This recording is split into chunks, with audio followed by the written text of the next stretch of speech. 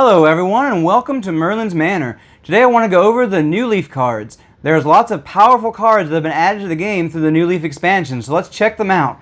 First of all, I want to go over the green production cards. And we got here the Freight Car, which is worth 3 points, which is pretty good on itself, especially for a production card, as a lot of times the resource cards don't have as many points.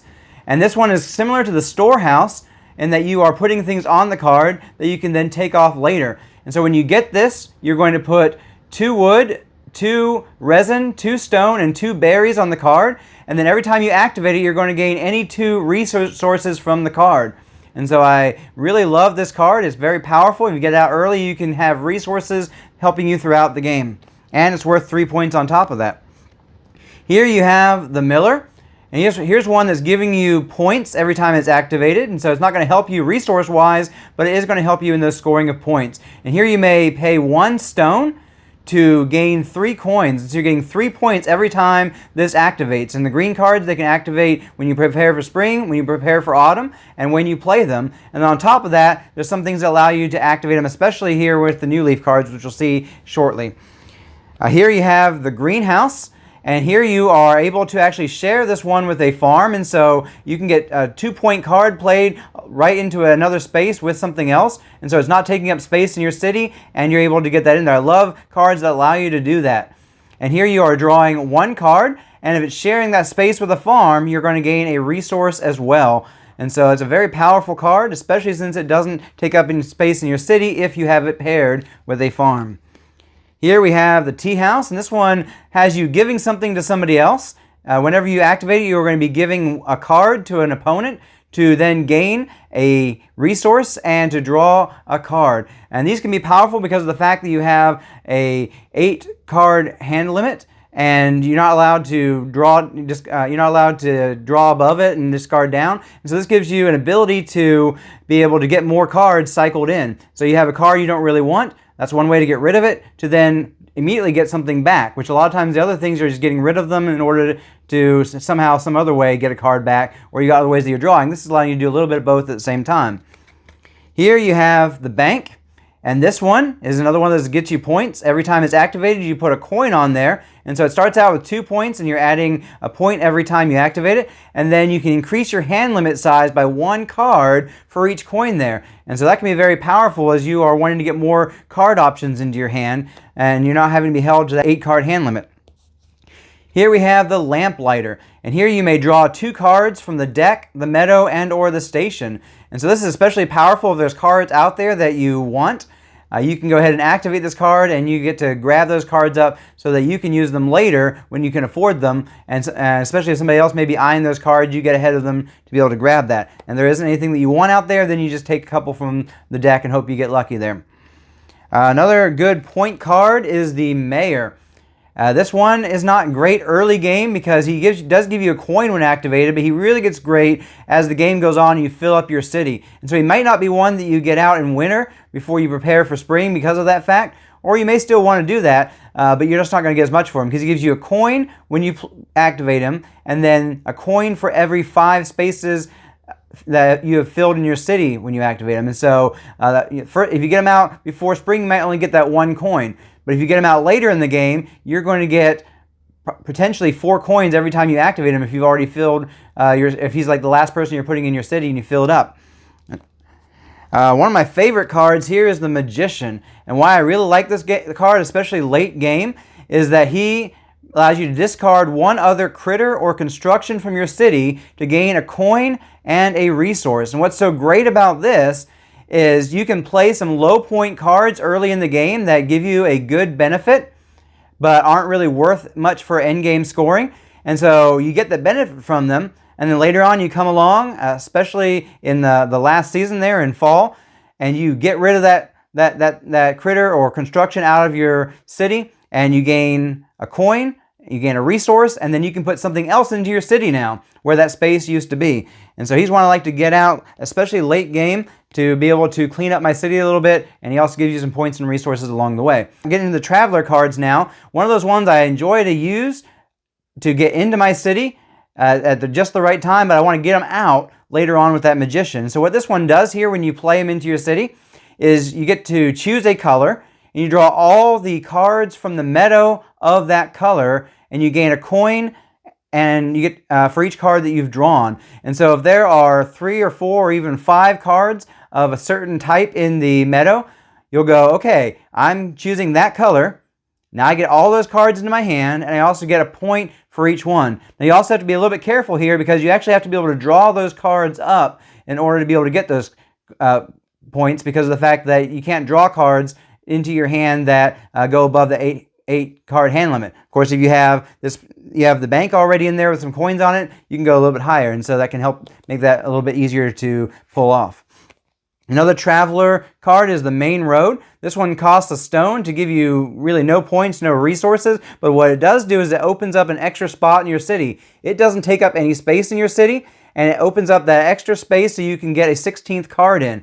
And so that's a good one to play. It's a unique construction, so you're only able to go do that one time to open up one extra space, but that can be some good extra points for your endgame there. Here we have the gardener, and here you may activate 2 different green production areas in your city. And so this can be especially powerful if you pair it with some of those point cards like the mayor, especially towards the end of the game. And this is going to be the 15th card into your city, and you get to activate that mayor again.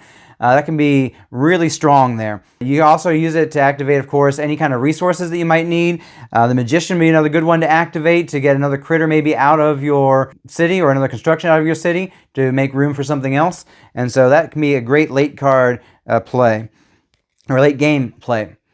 Here we have the air balloon, which is another one of those traveler cards that doesn't take up space in your city. Similar to the Wander, it gives you 1 point, and it's 1 free point, not taking up any space. But in addition to that, it gives you the ability to copy any traveler in an opponent's city, and you activate it based on your city. And so if you have something, a good way that combos with your city, that can be a great one to get in there, especially since it doesn't take up the extra space. Let's move on to the different location type cards, and these are ones that you go ahead and you have to take a worker and put it there to get the benefit. Here we have the Locomotive. This is similar to the card that lets you play a critter or construction or something from the meadow for 3 less. This allows you to play from the station for 3 fewer resources.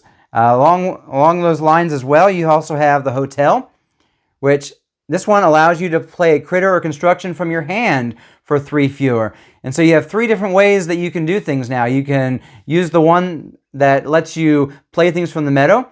You can use the one that lets you play things from the station, or the one that lets you play things from your hand, all for 3 fewer resources. And so you've got different options there for where the card is that you want to play. Here you have the Conductor, and he allows you to copy any of these location areas in an opponent's city, and you apply that to your city. And so there's a good thing that can combo from your city to their city. That can be a good way to do that. And one that really combos well is the Chipsmith here. So if you were to activate the Conductor, and then the Chipsmith allows you to activate 2 different green locations, production locations in your city. And so you can go to the Conductor, it's going to copy somebody else's Chipsmith, maybe, and it comes back to activating your city. Of course, if you have this in your own city, you can just go there and do it straight up. And so there's a few different ways you can combo that way. Let's get on to the governance cards now. And these are ones that give you kind of an ongoing benefit when certain things happen. Here you have the Inventor. When playing a critter or construction, you may discard the Inventor from your city to decrease the cost by 3 resources. And so this is kind of a fun one. You get him in there. He's not worth a whole lot, and so you're probably going to use him for his power instead of holding on to the end game for that 1 point. But at just the right time, you're like, oh, I really want to play this card. It's worth a lot of points. Let's go ahead and just get rid of the Inventor. I can get it in there cheaper. The Museum card here. After you play a critter or construction, you may draw 2 cards. And so this is a good one for keeping your hand full of cards to be able to play, cycling through the deck a little bit. Sometimes you'll go somewhere else to get rid of those cards, maybe to get resources. This has made the Haven worth a lot more, in my opinion, because you can go there and get rid of the cards that have kind of clogged up your hand a bit, get resources for them, and then all of a sudden you're getting cards right back into your hand by playing things. 2 for 1 right there. Then we've got the Diplomat. And the Diplomat, after you play a critter, you may give an opponent 1 card to gain a point and to draw a card. And so this, again, is giving you the ability to cycle through cards to find good cards, and you're getting a point along the way. Yes, you're helping people out, at least assuming that they're able to hold cards in their hand. But you're helping yourself out a lot as well. And if they can't hold the cards, you're still able to get that point and draw a card. The City Hall card here. After you play a construction, you may give an opponent one card, and you gain a point, and you draw a card. And so this happens, when you're playing those constructions, you're able to get this little benefit as well. And so there's some similarity there, and powerful abilities. Let's get into the prosperity cards now. Here we have the Everwall. It doesn't take up space in your city, and for every 5 spaces you have filled in your city, you're going to get 2 points at the end of the game. And so this is a strong card as well. It's worth 6 points all by itself, and then you're getting probably 6 more points from it if you've been able to fill your city up. Here we have the Photographer, and this one's a little conditional on something being good in your opponent's city, because you can copy a prosperity in an opponent's city, and then you score it based on your own city. And so if there's something your opponent has in their city that works well with your city, you go ahead and you get this played down, you're going to be getting those points. The Baker, I really love this one because all times I find myself, if I've got a strong critter game going, that where I've got like maybe the shopkeeper is giving me berries back, or something else is giving me berries, or I'm really focused on berries, I find myself sometimes at the end having too many berries left over. Well, this one gives you 2 points for each berry that you are able to save up at the end of the game, up to a maximum of 3 berries, and so that's 6 points right there, just for having resources left over. And so I like to have that one. And then we've got the Library. Here you get 1 point for each different color card in your city, and I find oftentimes throughout the game I've gotten a collection of at least one of every color or close to it, and so this could be a quick bunch of extra points in there if you've diversified your city a bit. And so those are the main Newleaf cards. Next cards I want to talk about are these Through Every Season farm cards that add a little bit extra to what the farms do. There's a couple of them that are still just the standard berry cards, but then a lot of them have these extra options on here. You can either gain 1 berry, or you can gain a point on this one. Here we have one where you gain a berry, or you can go ahead and you can discard this card to gain a wood, a resin, and a card. And so you use that for the berry for a while, and then towards the end of the game, you might decide to activate it and just get a whole bunch of different resources. Here you have gaining a berry or drawing a card, depending on what you need in the moment. Of course, we have one here that's just gaining a berry. Here you gain 1 berry or 2 wood. Here you are gaining 1 berry or resin. Gaining 1 berry or activating a green in your city, a production in your city. And then just another berry one. Oh, and this one doesn't take up space in your city. Okay, let's move on to the Corrin Evertail cards next. And there's 2 different types of artwork for these ones. You just put one of them in. You choose which one you want to go with. This one here, you activate any location occupied by an opponent and does not take up space in your city. Here you have Corrin Evertail, the king, and for each prosperity in an opponent's city, you'll score 1 at the end of the game. And so if you have an opponent that's got a lot of prosperity cards, that's a good one to have in your city. Here we have Corrin Evertail, the leader. Every time you draw a card, you may give one of those cards to an opponent to gain a coin. And so you may do this. Maybe you don't like the card that comes up. Go ahead and give it off for a coin. Or if you get a handful of cards and you like some of them and there's one that you don't, you can give that over as well. And here is the other one of that. Here is the Corrin Evertail's field. You gain 1 berry and gain a berry for each farm in all opponent cities, and those opponents are able to draw 1 card for each farm they have. And so this can give you a handful of berries if there's a lot of farms out there, and it benefits them as well. And there's the other side of that. And here we have Corrin Evertail, the warrior. There's the alternate art side and kind of the original style art.